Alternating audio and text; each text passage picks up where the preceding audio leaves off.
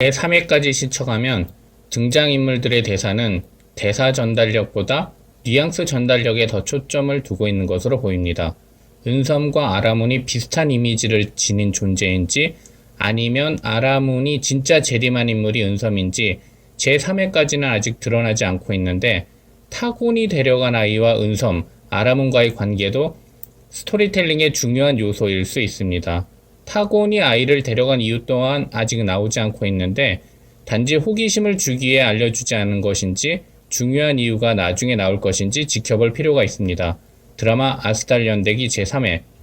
공연 읽어주는 기자 천상욱입니다. 난 왜 저항하지 못했나? 상처받지 마라. 취향일 뿐이다. 심리학 책 2권의 저자이고 전자신문 계열사 전자신문 엔터테인먼트 문화예술 담당 기자입니다. 공연 읽어주는 기자 드라마 리뷰 36번째 시간은 TVN 토일 드라마 아스달 연대기 제3회 리뷰. 은섬은 아라문의 재림인가? 타곤이 데려간 은섬의 형은 어디에? 입니다. 리뷰 포인트 1. 대사 전달력보다 뉘앙스 전달력에 더 초점을 둔 것으로 보이는 대사.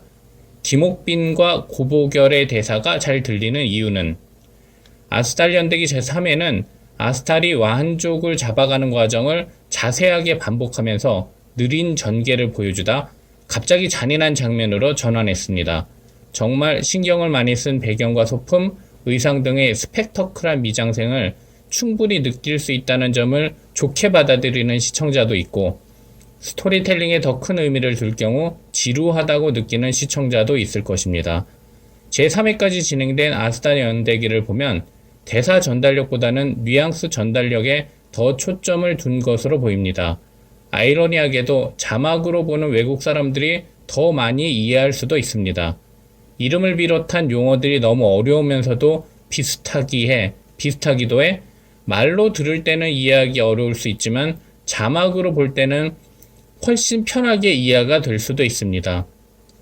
TVN 본방사수가 아닌 넷플릭스로 볼 경우 이해가 바로 되지 않는 부분에서 잠시 멈추거나 다시 돌려볼 수 있기 때문에 자막을 통한 이해도는 더 높아질 수 있습니다. 드라마 아스달 연대기는 판타지를 주기 위해 일부러 잘 들리지 않게 했을 수도 있습니다. 현대극과 차별을 두기 위해 어투를 바꾼 것일 수도 있습니다. 그렇지만 김옥빈과 고보결의 대사는 엄청 잘 들리는데 태알하와 채은이 대사 속에 강력한 암시나 복선이 들어있기 때문이라고 추정할 수도 있습니다. 클리셰로 느껴지는 요소들이 너무 많다는 점이 정말 많은 노력을 만든 아스달 연대기의 신선함을 저하시킨다는 점은 안타깝습니다. 클리셰는 문학이나 예술 작품에서 흔히 쓰이는 소재나 이야기의 흐름을 뜻합니다. 리뷰 포인트 2. 만들다가 아닌 만나다의 개념을 선택한 아스달 연대기. 적극적 성취와 창출 대신 소극적 수용을 채택한 이유는? 아직 국가와 왕을 만나지 못했던 멀고 먼 옛날이라는 표현으로 아스달 연대기는 시작했습니다. 국가와 왕의 개념이 만들어지기 이전의 이야기를 만나지 못했던 시대로 표현한 것입니다. 이는 꿈을 꾼다고 표현하지 않고 꿈을 만난다고 표현하는 것과 같은 맥락입니다. 꿈을 꾸는 게 아니라 수련을 통해 꿈을 만나야 한다는 설정을 하고 있습니다. 주체적으로 개념을 정립하고 새로운 것을 만드는 게 아니라 기존에 있는 것, 신 혹은 다른 누군가가 만든 것을 만난다는 개념을 아스달 연대기는 채택합니다. 적극적 성취, 창출 대신 소극적 수용을 선택한 이유는 무엇일까요? 아스달에게 침범당할 수밖에 없었던 와한족의 성향을 나타내기 위함이었을까요? 역사적으로 다른 나라의 침략을 지속적으로 받은 우리의 입장에서 볼 때 아스달 연대기의 이런 세계관은 불편하고 우울하게 느껴질 수 있습니다.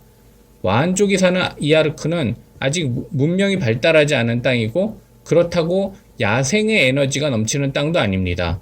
와한족도 마찬가지입니다.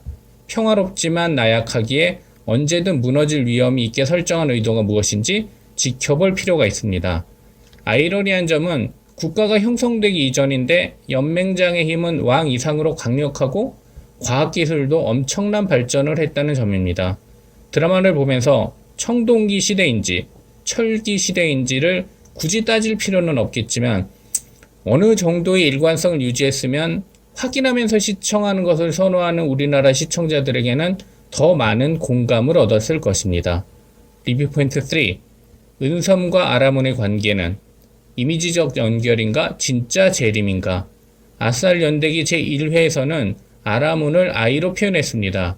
죽기 전 아사혼의 눈에는 꿈에서 만났던 아이가 은섬과 겹쳐 보였고 은섬을 아라몬으로 불렀습니다. 아라몬이 나를 여기로 이끈 것인지 내가 아라몬을 여기로 이끈 것인지에 대한 의문을 남겼는데 아직 명확하게 드러나지는 않았지만 강력한 복선일 수 있습니다. 그렇지만 제3회까지는 아직 분명하게 알려주지는 않고 있습니다. 은섬이 탄 말 도우리가 아스달의 창시자 아라몬 헤슬라의 말일 수도 있다는 뉘앙스를 아스달 연대기는 시청자들에게 강력하게 전달하고 있습니다. 전설 속의 말 칸모르를 타고 달리는 은섬, 그는 전설의 재림인가? 라는 말은 의도적인 스포일러인지 아니면 역정보일지는 스토리텔링상 중요한 요소로 작용할 것으로 예상됩니다. 은섬이 아라몬과 단순히 이미지적으로 비슷하다는 의미라면 아라몬처럼 새로움을 창출할 것이라고 예상할 수 있고, 아라몬의 진짜 재림이라면 아라몬이 창시했을 때의 초심과는 달리 지금의 아스달 연맹이 변질되어 있기 때문에 바로 잡으러 온 것이 아닐까 예상할 수 있습니다. 타곤이 데려간 아이와의 관계는 무엇일까요?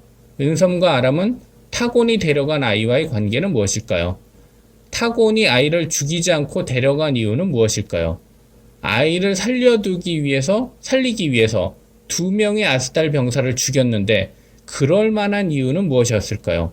혹시 아라몬 또한 이그트였을까요? 타곤이 데려간 아이, 은섬, 아라몬의 관계가 드러나면서 본격적으로 은섬과 타곤의 결투가 시작된다면 아스달 연대기 제3회까지의 논란은 작은 논란으로 그 영향력이 축소될 수도 있을 것입니다. 아스달 연대기의 묘한 매력은 제4회를 무척 기대하게 만듭니다. 공연 읽어주는 기자는 전자신문 엔터테인먼트 기사 사이트와 네이버 포스트, 전자신문 엔터테인먼트 채널을 통해 글로 보실 수도 있습니다. 지금까지 사연 읽어주는 라디오 고정 게스트 되고 싶은 천상욱이었습니다. 여러분이 행복하고 자유롭게 사시기를 응원합니다. 고맙습니다.